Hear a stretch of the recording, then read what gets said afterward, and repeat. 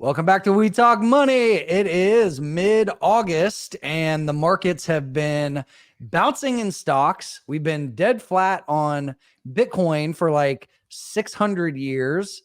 Recession fears everywhere. The Japan trade is unraveling. Fear, confusion, panic. What's going on out there, everybody? Hey, it's Friday, so none of that matters. It's almost time for cocktails. No, I'm kidding. Yeah, There's we're no doing time for a different cocktails. schedule this week. We don't usually do We Talk Monies on Friday, but hey, we figured why not? Let's just get one out there for you guys because it's been a few weeks and we missed everybody. So, yeah, what's the latest and greatest on the macro front, on the stock front, and I will cover the crypto front. Where do we start, Trav? There's like so much. There's earnings, Yeah. there's macro, there's technicals, there's fundamentals. Okay, so let's start with this. So just a week ago, what was it? Actually, last Monday on the 5th of August, the markets were losing their minds. Everybody was dumping and panicking. And I was kind of making fun of it on Twitter because it was like recession fears and the Japan trade unraveling. And oh my God, everything's dying. And here I've, for you guys listening on the podcast, I'm pulling up both Bitcoin's chart and the stock market chart, which that was the low. And yeah, I guess let's just start there. Like, are we going into a recession? Is Japan killing the stock market like a lot of the wide mouth YouTubers were talking about? Or is this just another non-event and we're moving forward as usual? Yeah, a lot happened. The market was, in some ways, I think it was right to be a little bit spooked there for a little bit. We got like a confluence of bad news all kind of dropped at the same time. It was like the carry trade with the Japanese yen was unraveling for like at least the short term, 24, 48-hour period. And then you also had some bad economic data in the US hitting, causing recession fears. And so you had stocks still near all-time highs. And yet all of a sudden, like this bad news all comes at once. And we had also just come off a Fed meeting in which the Fed had done absolutely nothing. They kept rates unchanged again, and they weren't going to meet again for another 6 weeks. So it's like, like our central bank is not coming to save us. And so like we were in free fall for about 48 hours. Thankfully, the Japanese yen situation, I mean, that's a more technical issue than anything else. Obviously, there were some people that were over leveraged and they had to get liquidated. And that happens from time to time in stock markets and certainly in crypto markets. And so that's a pretty nasty, brutal unwind. As it relates to the other stuff, that stuff can linger. The worries about recession, I talked about at the very beginning of this year. I talked about how I expected the market to start shifting from concerns about inflation to concerns about a slowing economy. And the reason for that is because, the Fed's trying to thread this needle to a soft landing. And as we get closer, even if we are in sort of that soft landing, there's still going to be a lot of questions as to, okay, if the economy is slowing, if inflation is slowing, some investors are going to extrapolate that into, oh no, it's actually weakening. We could be shrinking. And so that's where we're at. And we had a couple of bad data points in a row that caused some of that freak out. But now, thankfully, over the past week, we've had some positive data points flowing back in. And that has allowed the market to take a breather and go, okay, the Japanese stuff was kind of scary. The bad data was a little bit scary there for about 48 hours. It looks like, things are back to having, kind of an even basis as far as like the good and bad weighing each other out. And so that's why the markets rallied so quick. You had the Japanese yen situation kind of resolve itself. The Bank of Japan backed off. They said, we're not going to raise rates if the market's down, 10% in 2 days. So that helped as well. And it's good to see. So where is the employment situation? I feel like there's been some mixed data out there. When you look at the unemployment rate, it is ticking up. And a lot of people have been highlighting the charts that show that whenever that starts, it's kind of reflexive and it leads to a recession where once unemployment starts to tick up, it's hard to slow down. But there was also some, I guess, bullish unemployment data. So how does that picture really look? And, what do you say to the people that are also like, well, most of the new jobs are government jobs or, second jobs, part-time jobs, and maybe the economy isn't so strong? There's a lot of ways to slice and dice the data to kind of get the conclusion that you want. And so, one thing I think from the bullish side is that we're not seeing a massive uptick in job layoffs. Yeah, we are seeing the unemployment rate rise, for basically 4 or 5 consecutive months, which is a little bit of a concern. And we have seen some other forward-looking indicators start to creep up, like initial claims were creeping up there for a bit. And then we also had things like the job openings data continuing to decline a little bit. So those forward-looking indicators definitely suggest there's some weakening in the job market. But when you look at things again, like the layoff rate, that's still relatively subdued. And so you can really make a case whether or not you're a bull or bear as far as where the unemployment data is heading. But I think overall, it's still relatively okay. The concern, of course, is that if the Fed is too stubborn, if we do get some sort of self-perpetuating rollover in the unemployment situation, then things can get pretty ugly pretty quickly. So it's one of those situations where if I just look at all of the data as a whole, there's nothing really that's concerning me too much, but there's certainly some signs that things are moving in the direction of, more weakness rather than more strength. So it looks like inflation has been coming down quite a bit and housing kind of leading the way there. Is there anything else that people should be thinking about in this whole inflation, deflation, disinflation picture? Nick, you wrote about that today, right, for Daily Dow? It's kind of going as anticipated. Trav, you've been very vocal for, I would say, the past 12 months about how shelter is the big component that's going to help continue this downward trend, this disinflationary trend. And that's exactly what we've seen. And Trav, I remember we were on some spaces a while ago on Twitter and people were screaming, that inflation was going to get out of hand again. We were going to maybe even see hyperinflation or stagflation. And it's just people were just throwing out every crazy inflation scenario and putting out a lot of fear. And you were on the other side saying, hey guys, shelter is the biggest component of inflation when it's calculated. And here's why it's going to continue to go down, because it's a lagging indicator. And we know that, rents did start to go down in 2023.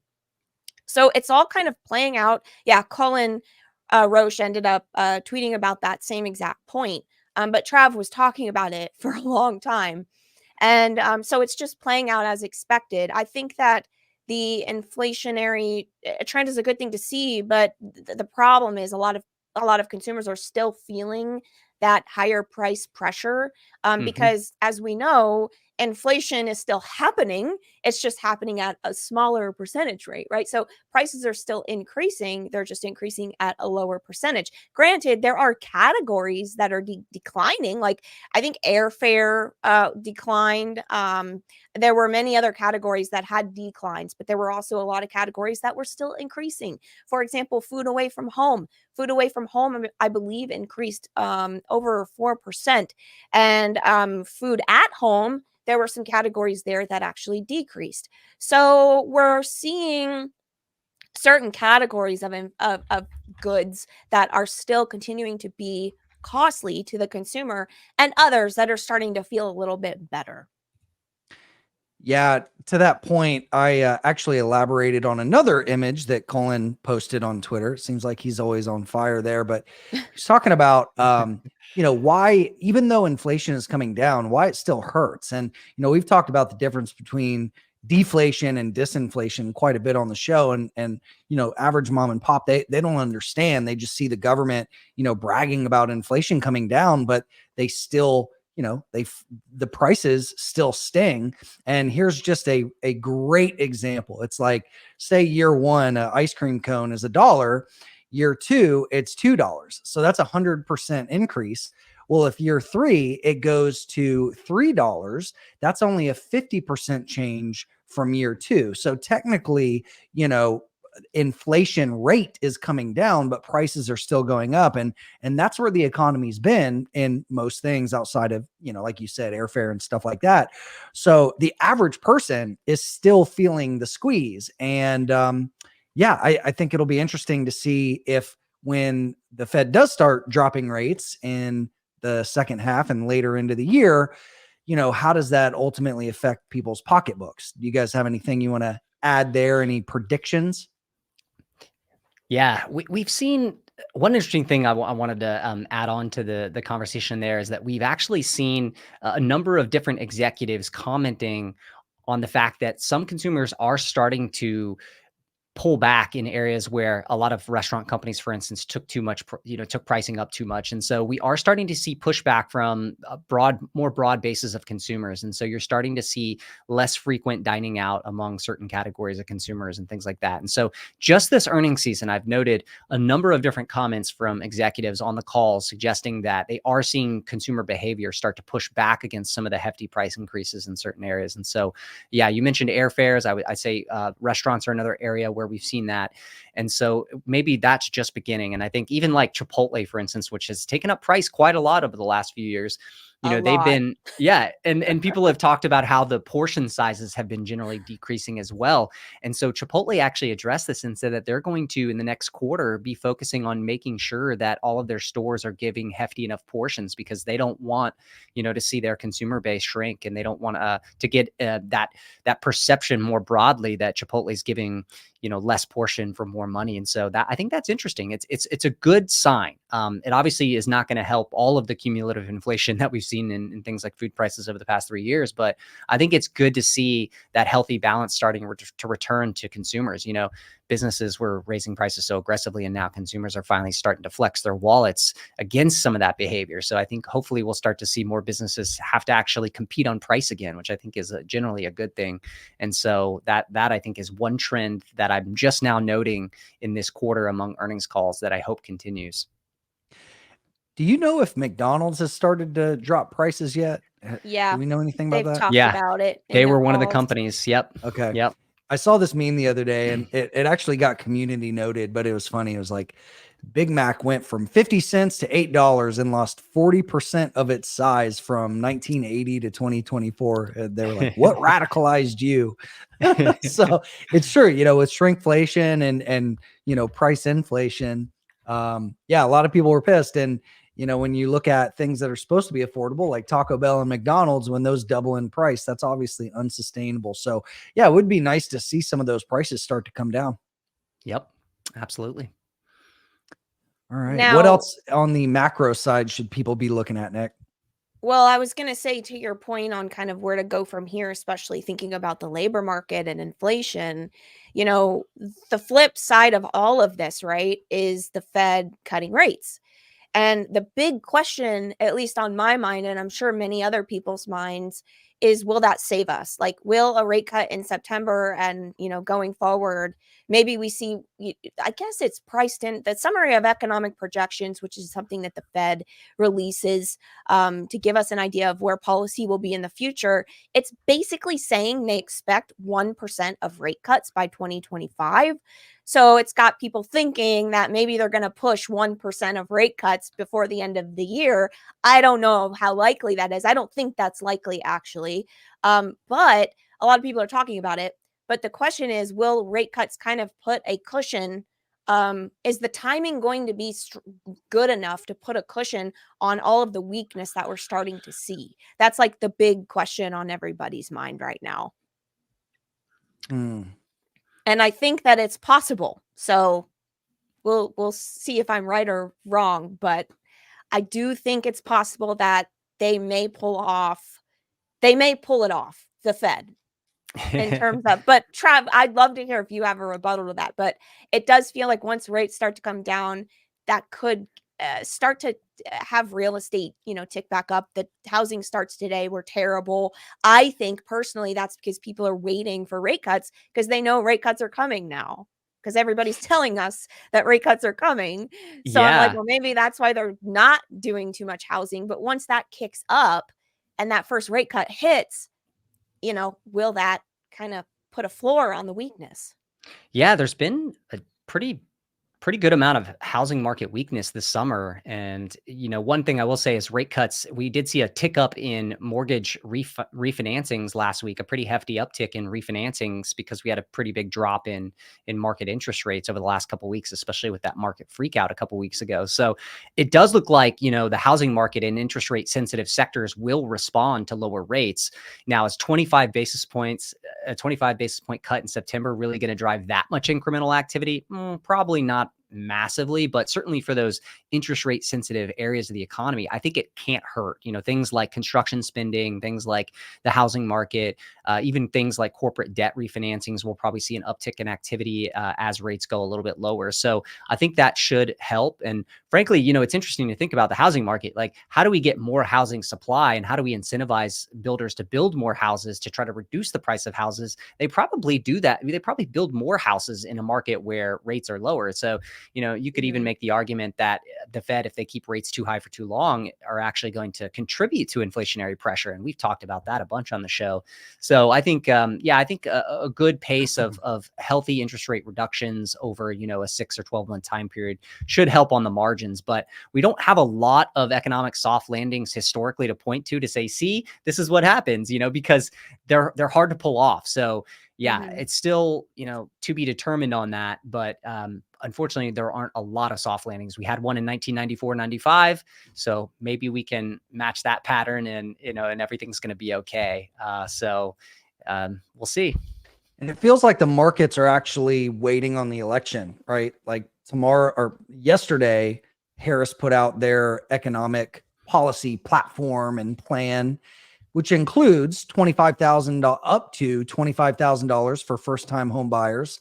And Twitter went bananas on that today, talking about how, it's probably just going to increase affordable housing prices. And do you guys have any opinions on her plan or versus what Trump is saying? And it seems like there's almost like a tit for tat battle going on there. Like this week they announced no tips on or no taxes on tips. And as soon as Trump said that, Harris said that, and they're going back and forth. So what do you guys make of the proposals? What do you think is going to happen with housing if they do pass a $25,000 down payment assistance program? Is it smart? Is that insane?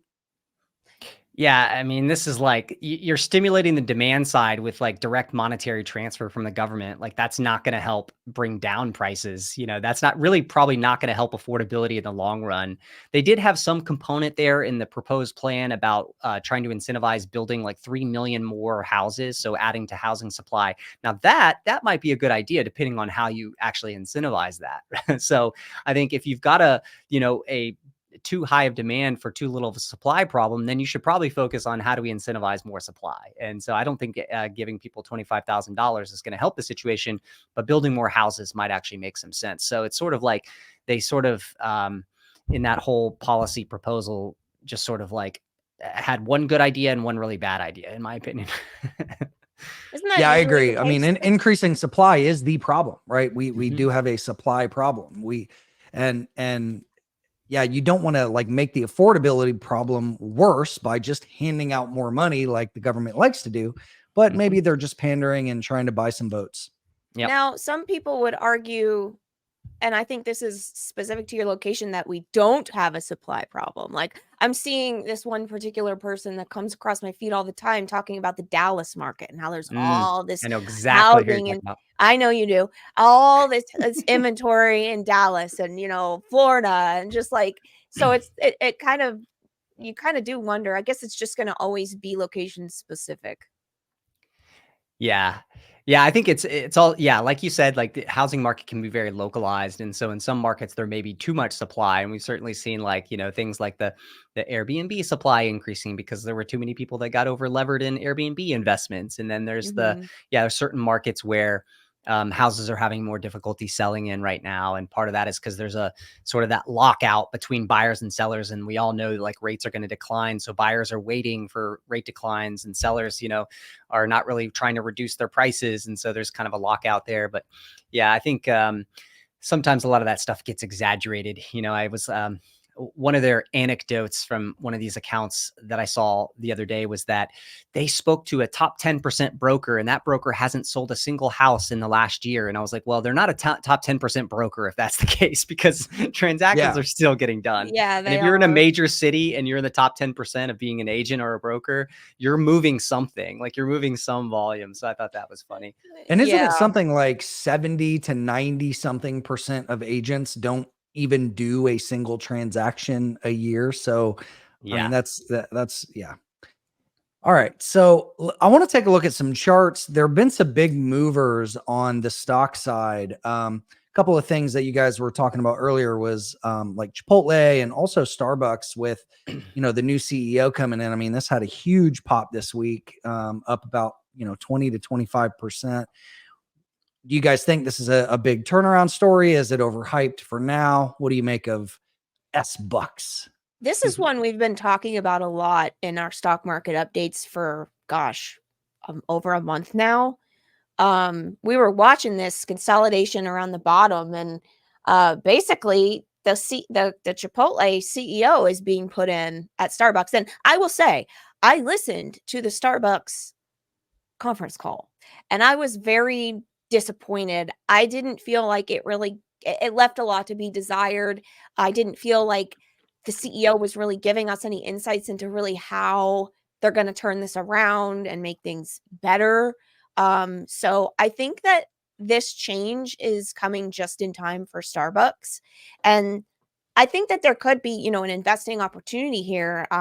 The question is, and Trav, you can probably speak to this further, is the Chipotle CEO going to be the man for the job? How different is this going to be from running Chipotle versus a coffee company? The first thing he should do is change the coffee bean, make it better, You don't like burnt coffee? I don't like It's their so bad. coffee. It's so bad. So what do you Yeah, think? I'm curious. Anybody listening to this, leave a comment. Like, do you actually like Starbucks coffee? I don't know if I've ever met anybody that's like, yeah, it's actually good stuff. I mean, look, we're almost into pumpkin spice latte season. You better be careful out there. You might offend some people. You'll get hurt. I mean, yeah, and that's Oh, the question too, is like how many people are actually drinking the coffee straight black? Exactly. Probably not a lot, but Starbucks has a couple of different problems, and this is going to be a tougher job, I think, even than the Chipotle turnaround, which Chipotle, if we remember, did have some serious struggles, like back in 2015 with the whole E. coli outbreak. Chipotle stock had, I think, at one point been down like 60 or 70% from its high. No one thought it could grow again. People were talking about how the quality sucked and, its growth story was dead. And then, fast forward 5-6 years, and Chipotle stock is one of the best performing stocks in the entire market over the past 6-7 years. So that, I think, shows that Brian Niccol did a really good job. Chipotle had some innovations like the Chipotle lanes and some of their new products. That the app and the rewards program that Chipotle put in place really drove some results. They focused on increasing the supply chain quality again. So, they did a really good job positioning that business again for growth. So Starbucks, however, is a much larger business. So there's not as much, potential to grow with like new stores and things like that, at least not in North America. Maybe in other geographies like Europe, there's still some growth potential for stores, maybe in China.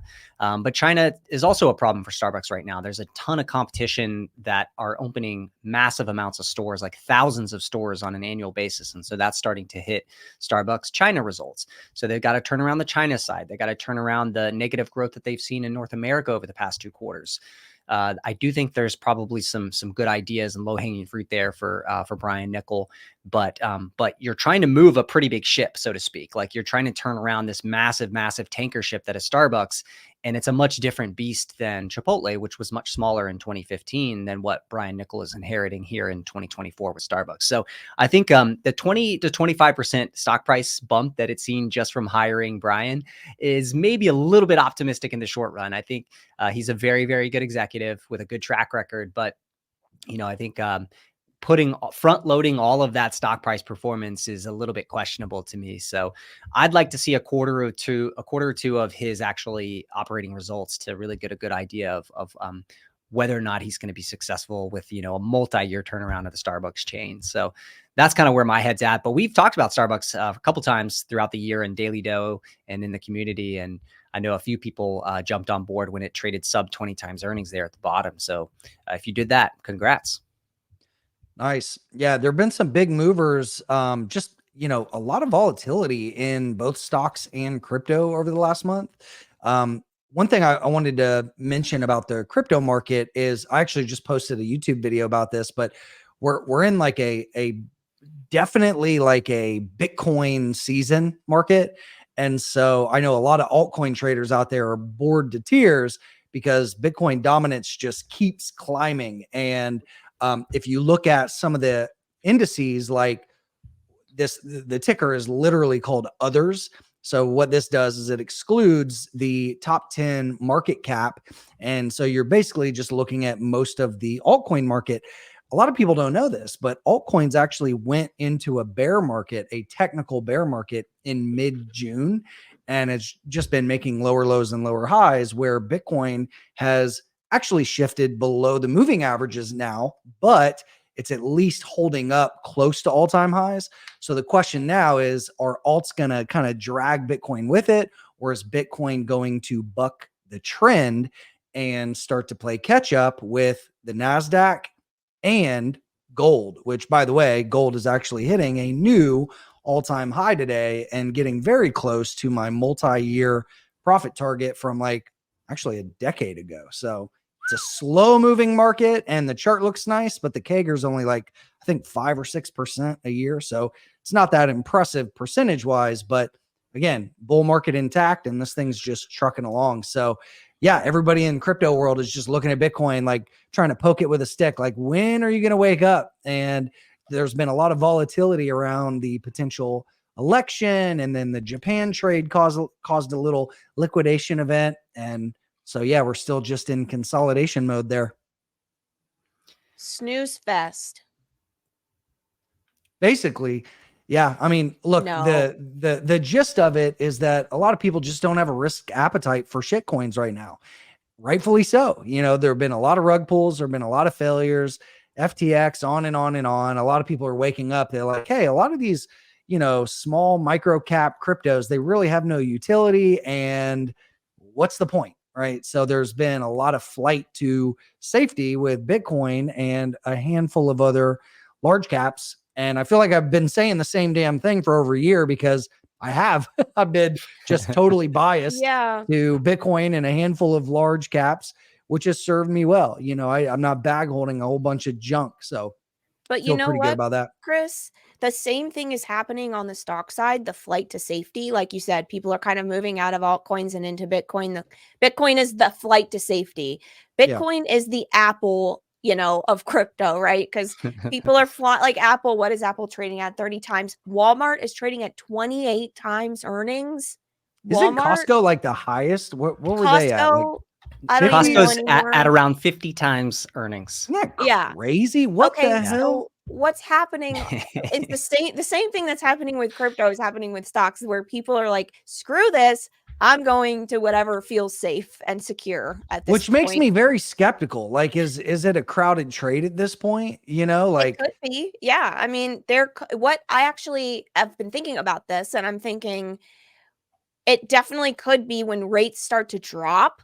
All of that underbelly, you know, of the indices, or maybe even in the crypto market, the underbelly of the alts, they could end up seeing some major moves, like major bottoming bounces, as people kind of realize, okay, things are going to be okay, rates are coming down, risk appetite moves on because rates are coming down. You know, there could be this like shift back.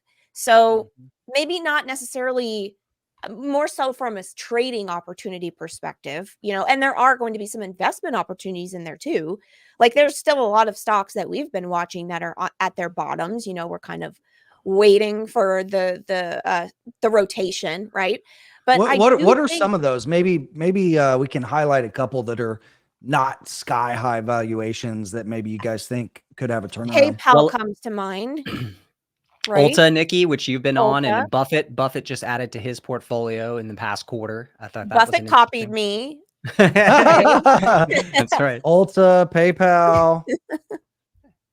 Yeah, I mean, there's actually, Square. and those are, you know, even I would say a little bit larger companies with known brands. Yeah, Square's another one, Nikki, you mentioned. I guess they're called Block now, but yeah, those would be even larger ones. I mean, there's smaller ones that, you know, a lot of people probably haven't heard of that we've been tracking that, you know, are pretty beaten up. And I said, you know, there was a little bit of a shift from large cap into small cap there a couple of weeks back, but I was like questioning whether or not that was going to be sustainable, given the fact that, you know, we haven't seen the economy. Well, we've seen, you know, some of the weakening signs in the economy, and we haven't had rate cuts yet. And so I said, you know, maybe it's going to take a stronger economy before we really see small caps start to to start to massively outperform the large caps. And that seems to be the case right now.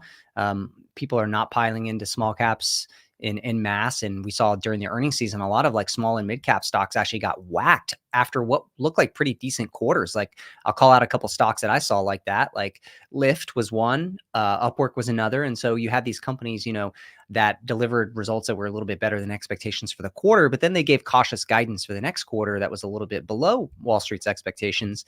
And then, the stocks were down like 20% in 2 or 3 trading days. And I was like, wow, okay, that's a little bit harsh. Some of them have since recovered a little bit, but there's definitely still a lot of pessimism out there with regard to like small and mid cap companies. Yeah, interesting. Yeah, I was looking at the Russell as well, and it seems to be like a rounding pattern, but yeah, I don't know. It's just very hard to try to predict, I guess, capital flow like that, like rotating out of large cap into small cap. And, whenever it looked like rates were going to start coming down, I know initially we got this pop in the Russell, but then it came right back down. So I know you guys are constantly hunting for opportunities there. Yeah, and I think one other thing that could, have an effect is kind of more bad news with regard to some of the large caps, which we're starting to see potentially some of that. We saw some rumors that Nvidia's, most recent leading edge chips they're working on, they codename them, they're calling them Blackwell. Those are going to be delayed by a couple months. And so there was a little bit of incremental negative news there. We saw, of course, Buffett selling some of his Apple stake. So a little bit of negative news there. The DOJ is trying to break up Google potentially, a little bit of bad news there. So, I mean, if you start to get a little bit more of a snowball and maybe investors start to rotate out of large caps a little bit more, then that could also potentially shift that large cap and a small cap trade into gear. But really, I think a big part of that story is going to have to involve like some economic resilience and maybe the soft landing happening, because small caps are a lot more economically sensitive. Makes sense. All right. We've got a couple of questions that came in today that I wanted to make sure we didn't miss. The first one is, how much emergency fund would you recommend if your debt is low or low interest and you have assets that you can sell if needed? Well, you still need an emergency fund if you have assets that you can sell. You don't want to be selling your assets during a bad time, which you can't predict when you're going to have an emergency. You can end up with an emergency during a recession and your stocks are down 50%. Not good, right? So, as far as the guideline goes, someone that doesn't have a lot of debt, pretty typical situation, 3 to 6 months of expenses. If you are a dual income household, you can get away with 3 months. If you are a single income household, 6 months is the better option there. But I always tell people it really depends. Like I have a much larger emergency fund than that because I'm self-employed. I need more security. I just need that peace of mind a little bit more. So I hold a larger emergency fund personally. But somebody who is very easily employable because they have a lot of skills, or they own a business that is very consistent and they're not too worried about, going out of business or something like that. So I think it's very dependent on your personal situation, but the rule of thumb is 3 to 6 months. But don't be afraid to make that larger if you feel like it'll give you more peace of mind. Cool.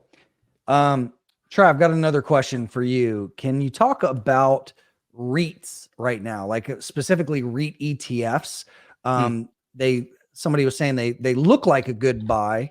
What do you think? Or I guess just in general, like with real estate, it's hard to time, but specifically REITs, I guess it's easier to get in and out of.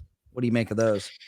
Yeah, I mean, REITs are tough because, a lot of REITs have already been rebounding in anticipation of rate cuts. And so I don't think they're actually that screaming cheap right now. You look at like the S&P, I'm looking at the chart right now, the S&P's real estate ETF, the XLRE, or the index that tracks, a broad portfolio of REITs basically. And so that is trading with about a 3% dividend yield. You might get total returns, expected total returns of say 6 or 7%.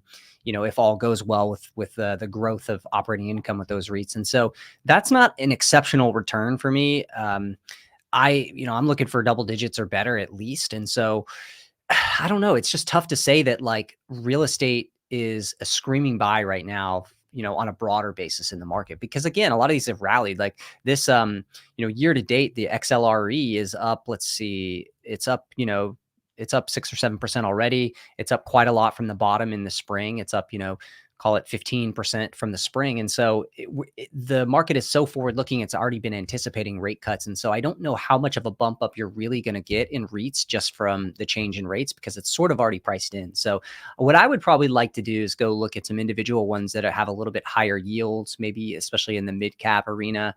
And you may be able to find some bargains there, because I think, for me, I'm going to want at least a yield that matches treasuries, which are yielding right now, basically are still around 5%. And so I'm going to want at least that kind of a yield plus some growth opportunity on top for taking that risk of being in some asset that's not treasuries, right? So I'm just not seeing the type of screaming value that I'd want to really pound the table on REITs right now. But I think maybe some individual situations might meet the criteria. Yeah, and even the XHB, the builder ETF especially, I mean, this thing's not at all-time highs, but it's very close, and it's been trending like hell for the past few years.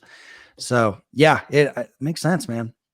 Yeah. And there are some other ways to play, how, if you think a housing boom is coming, there are some stocks that have lagged, things like, like online commerce, like Etsy and Wayfair, for instance. Those are quite correlated to the overall housing market and are still trading at, near their multi-month or multi-year lows. So there may be some other ways to play it. Now, that's not going to really give you a dividend per se, like the REITs will. But, if you are trying to play lower interest rates, then there are still stocks like that are correlated, but have not participated in a massive rally yet.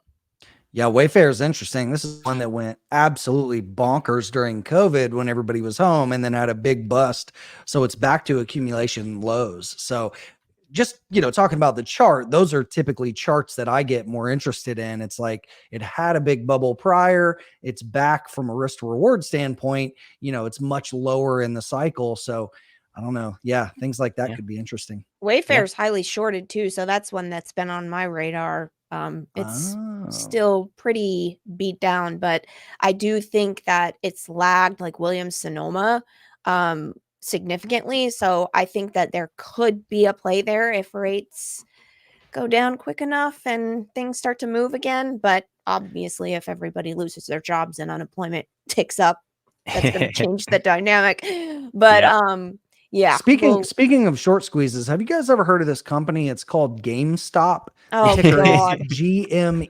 It's an obscure company. Nobody really knows about it or talks about it, but yeah. Well, they're what do you guys talking about it because it did exactly what we thought it was going to do. Exactly. Yeah, I had to bring this up because we haven't talked about it in a while, but yeah, I mean, it was basically a little bit of a manipulation, possibly a little bit of a pump and dump, maybe. Someone tweeted the other day, did Roaring Kitty really just make 500 million and dip out on everybody? Yeah. And it's like, yeah, he kind of did, didn't he? Huh? Seems that way, doesn't it? I mean, is he still posting? I haven't even looked at his Twitter. No. He went quiet again after he got into Chewy of all stocks, which was a kind of a funny and strange move. Yeah, we did own that. Wow. I still own it, actually.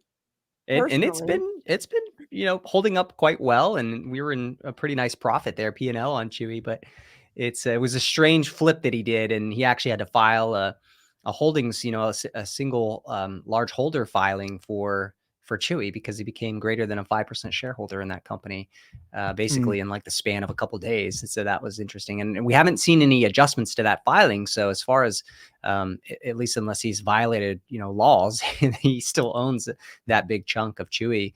And his GameStop position, we don't know. We don't know if he intends to get back in at some point, but GameStop's been relatively quiet. Like the CEO and board have talked about, all the stuff that they're trying to do quietly behind the scenes to position the company for growth again. And they've got all this money sitting on the balance sheet, but it's still very much unknown what path they're going to take with that over the next few years. Gotcha. Which I suppose they could announce something and the Yeah. stock could pop again. So, Yeah. who knows what's going to happen, but it has kind of been steadily selling off All right. GME Well, wise. I know today Peter Schiff is probably happy with gold at a new all-time high. You've still got Bitcoin sitting at number 10 on the asset list at 1.169 trillion market cap. So, yeah, I mean, I think all eyes are on Bitcoin right now, not just because of, where the price is today sitting under the moving averages. And again, I posted a YouTube video going into depth about like the different possibilities I see here. But if Bitcoin is going to go, it needs to go in the next, I think, few weeks to fulfill kind of the second half of the bull market potential that everybody's looking for on the halving cycle. So I think, this is either going to be the biggest rip through 100K that's going to go super fast, or it's a crowded trade and we're going to get a massive liquidation event. In the event that we do get like a big liquidation event, and I'm thinking back to like the COVID, March 2020 panic, I'll be there for that. If we get a fast rip through 100K, I'm probably going to be selling some into that, but hoping to buy some breakouts on the way up. And yeah, I guess for me over the next week, I'm just watching the potential inverse correlation with stocks. So a lot of times what I have pulled up is this dashboard where I'm looking at the Bitcoin CME futures and the NASDAQ and just seeing like, is there correlation? Is there inverse correlation? And we've seen both. The first quarter of the year, there was a lot of correlation. And then through the summer, we've seen an inverse relationship. So I don't know. That's just my daily puzzle that I'm trying to figure out. Have you been surprised by the the underperformance of Ethereum versus Bitcoin lately? I mean, it seems like there was all that excitement with the launch of the spot ETH ETFs, and then it was kind of poorly timed with the whole market sell-off coming right after. Yeah. And it seems like Bitcoin's made up a lot more of its gap from that gap down than Ethereum has. I'm not surprised. Obviously I own Ethereum. It's like one of the only other coins that I have some in long-term cold storage. But yeah, it's definitely been an underperformer. And I mean, that's just been the reality of the crypto markets as a whole. Like if you look at most of the alt BTC charts, so basically the price of a bunch of alts compared to Bitcoin, most of these are in a bear market. You've got the odd ticker like Solana, which has actually just been kind of tracking with Bitcoin. We had some underperformance in 2023, but really over the past the entire 2024, it's just kind of been flat. So yeah, I mean, hopefully you guys that have been watching the show for a long time or that are in the community, I've been beating that drum of like, just don't do the shotgun approach. You're going to underperform. And that's exactly what we've seen. And so, it would be cool if we got like a full on altcoin season where things just go nuts, but think about what that would take. It would take a lot more dumb money. And I'm just thinking like, where is that going to come from?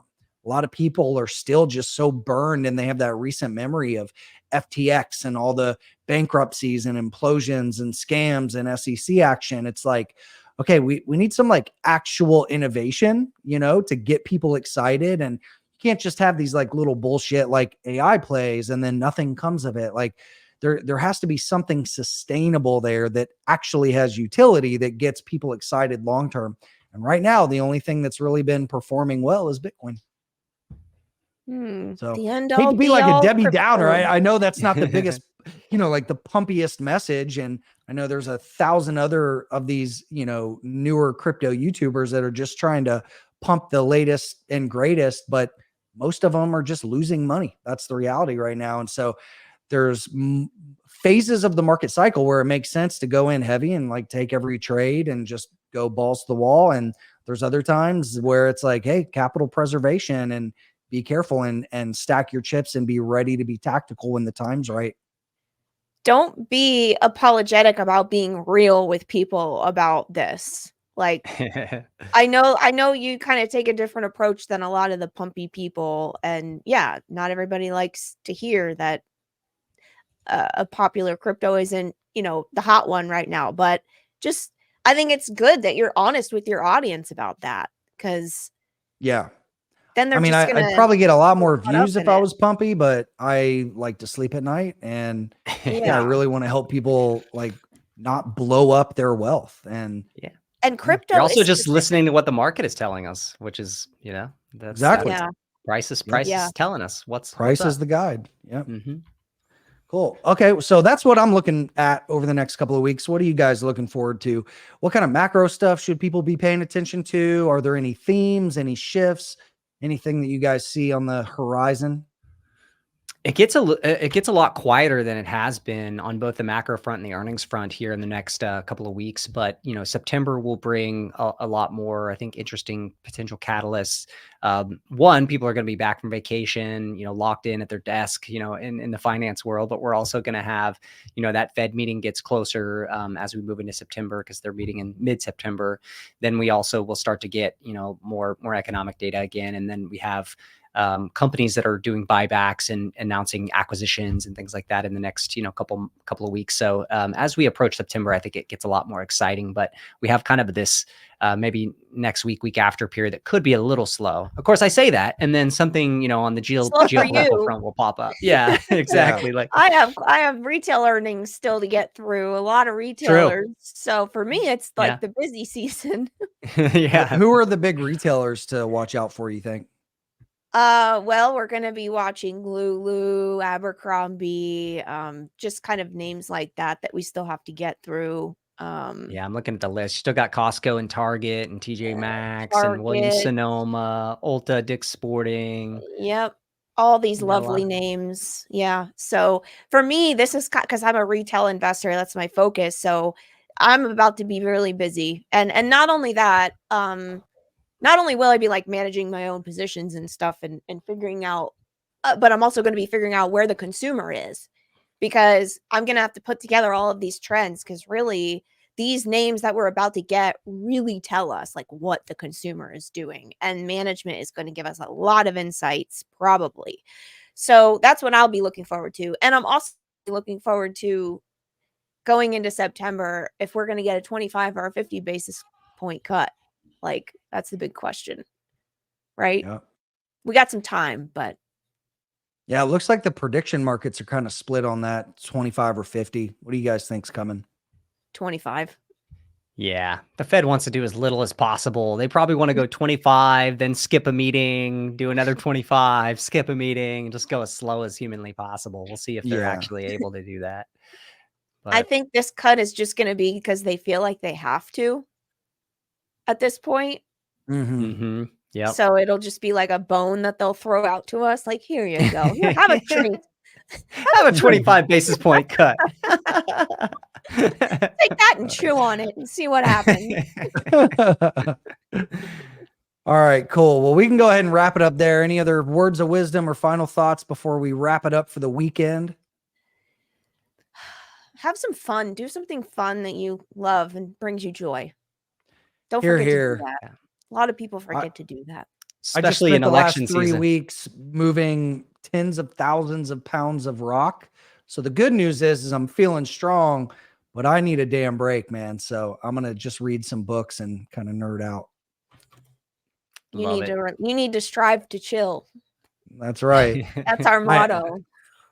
So Nikki, as you know, is a very nerdy hard worker, and she never likes to slow down. So I told her, I was like, man, I know you always have to be striving for something. So why not strive to relax or strive to chill?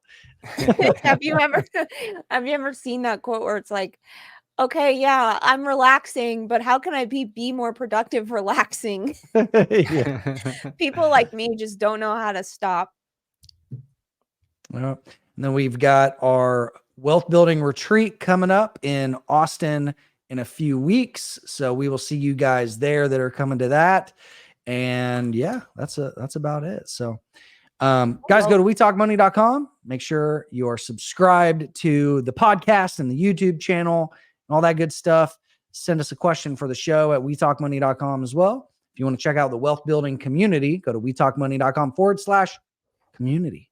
And we will see you in our Discord and our live classes and all that good stuff. So Trav, Nick, thanks for adding a ton of value to the show, and we'll see you guys next week. See ya. Cheers.